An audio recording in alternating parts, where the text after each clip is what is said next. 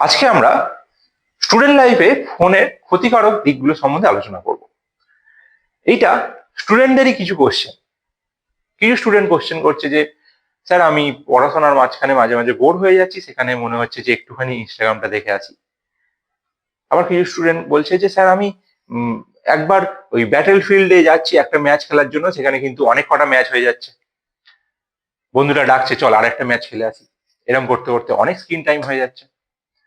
আমি জানি যে আমার এটা করা উচিত নয়, আমার অনেকটা পড়াশোনার ক্ষতি হচ্ছে, কিন্তু তাও আমি ওই সাইকেল একটা হয়ে যাচ্ছে। আজকে জানছি যে আজকে করে ফেলেছি, কালকে করব না, আবার কালকে একই জিনিস হচ্ছে, আবার কালকে আমার সময়টাই একই ভাবে নষ্ট হচ্ছে। তো এটা নিয়ে কি করব? ছাড়তে হবে অবশ্যই। এই জিনিসটাকে কিন্তু প্রথমত গার্জেনদেরও লক্ষ্য রাখতে হবে যে আমার বাচ্চা ফোনটাকে নিয়ে কি করছে, কিরম ভাবে সময় নষ্ট করছে। এখন ফোন তো অনিবার্য হয়ে গেছে, প্রত্যেকটা টিচারদেরই গ্রুপ আছে, আর টিচাররা গ্রুপে নোটস দেয়, ইনফরমেশন দেয়। তো আর প্লাস হচ্ছে স্কুলেরও গ্রুপ আছে। তো আমাদের আপডেট হওয়ার জন্য কিন্তু ফোনটা লাগছেই, কিন্তু আমরা কিন্তু লক্ষ্য রাখতে হবে যে ফোনে কিন্তু স্টুডেন্টরা পড়াশোনার জন্য ব্যবহার করছে নাকি রিলস দেখা, গেম খেলার জন্য ব্যবহার করছে, এগুলো কিন্তু গার্জেনদের অবশ্যই লক্ষ্য রাখতে হবে। আর একটা স্টুডেন্টরা কি যদি না আমাদের স্টুডেন্টদের মাইন্ডসেট যদি ঠিক হয়, স্টুডেন্টরা যদি ভাবে যে আমি হ্যাঁ বারবার বারবার গার্জেনকে লুকিয়ে ফোনগুলো দেখবো, তাহলে সেটা কিন্তু চেঞ্জ করতে হবে। সেটাকে আমি কি করে চেঞ্জ করবো? প্রথমত আমাদের ভাবতে হবে, আমাদের নিজেদের মাইন্ডসেট করাটাই তো সবকিছু। আমাদের সিরিয়াস হতে হবে পড়াশোনার ব্যাপারে। প্রথমেই আমরা ভাবতে হবে যে আমরা ভবিষ্যতে কি করব। এই গেম খেলে কি আমাদের ভবিষ্যতে কোনো লাভ হবে? কিংবা আমরা এই পর পর যে ম্যাচ গুলো খেলছি, কিংবা পর পর রিলস গুলো দেখছি, সেটা কি কোনো লাভ হবে? আমরা যখন পড়াশোনার মাঝখানে এগুলো করতে যাব, তখন কিন্তু আমাদের আর পড়াশোনা করতে ইচ্ছা করবে না। পড়া হয়ে গেলে একদম লাস্টে 10 মিনিটের জন্য দেখি, সেখানে আমাদের কি করতে হবে? অ্যালার্ম সেট করে রাখতে হবে 10 মিনিটের জন্য, যে 10 মিনিটের জন্য আমি ফোনটাকে দেখছি, 10 মিনিটের জন্য একটা ম্যাচ খেলছি। সেটা আলাদা ব্যাপার। তাহলে আমাদের হয় ওইটা করতে হবে।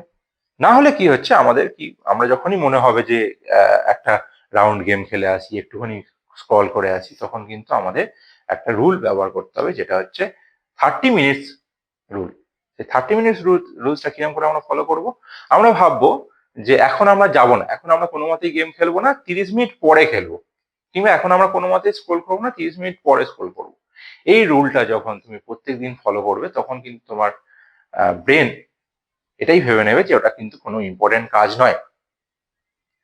তখন কিন্তু আস্তে আস্তে তুমি এই অভ্যাসটা ছেড়ে যেতে পারবে। সব থেকে বেশি তোমার নিজের মাইন্ডসেট। আমরা ভাববো যে কখনোই কিন্তু এগুলো আমাদের ভালো পথে নিয়ে যাবে না। হ্যাঁ। আর দ্বিতীয়ত হচ্ছে গার্জেনদের লক্ষ্য রাখতে হবে পড়াশোনার মাঝখানে যেন না কোনোভাবেই স্টুডেন্ট ফোন নেয়। পড়াশোনার মাঝখানে যখনই ফোন নিচ্ছে, তখন কিন্তু কনসেন্ট্রেশনটা ভেঙে যাচ্ছে। সেই কনসেন্ট্রেশনটা আনার জন্য তাকে কিন্তু আবার অনেকক্ষণ ধরে চেষ্টা করতে হবে।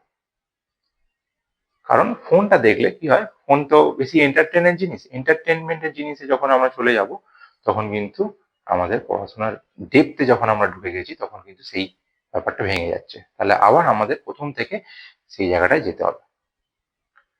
সুতরাং আমরা কিছু জিনিস ফলো করব। এক হচ্ছে আমরা ভাববো ভবিষ্যতের কথা, যে আমরা কি করতে চাইছি, আমরা কি গেম খেলে কি করব। সেকেন্ড হচ্ছে আমাদের গার্জেনদের কিন্তু এটা সম্বন্ধে একদম ওয়াকিবহাল হতে হবে যে আমি, আমার বাচ্চা কি করছে, কিভাবে সময় নষ্ট করছে। আর তৃতীয়ত হচ্ছে তোমাকে নিজেকে কিন্তু নিজের রুল ব্যবহার করতে হবে, যে আমি কিন্তু এই সময়টা একদম ফোনে হাত দেবো না। 10 মিনিট অ্যালার্ম সেট করে সেখানে কিন্তু আমি যাবতীয় কাজগুলো করে নেবো। এইগুলো করে কিন্তু আমাদেরকে এই সমস্ত জিনিসপত্র থেকে বেরিয়ে এসে ভালো করে পড়াশোনাটা করতে হবে। বিশেষ করে 11-12 ছেলেরাই এরকম টাইপের কোশ্চেন করছে যে আমি কিন্তু এখান থেকে কি করে বেরিয়ে আসবো। তো এইগুলো ফলো করো, ফলো করে বেরিয়ে আসার চেষ্টা করো, আর ভালো করে পড়াশোনা করো।